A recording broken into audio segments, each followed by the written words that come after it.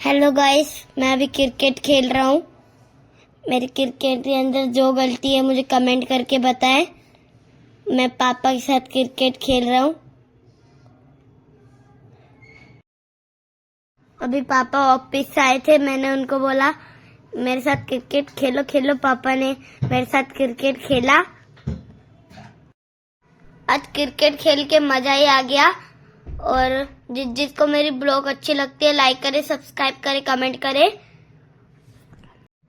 मैं कल भी खेलूंगा और अच्छा खेलूंगा, आपको भी दिखाऊंगा।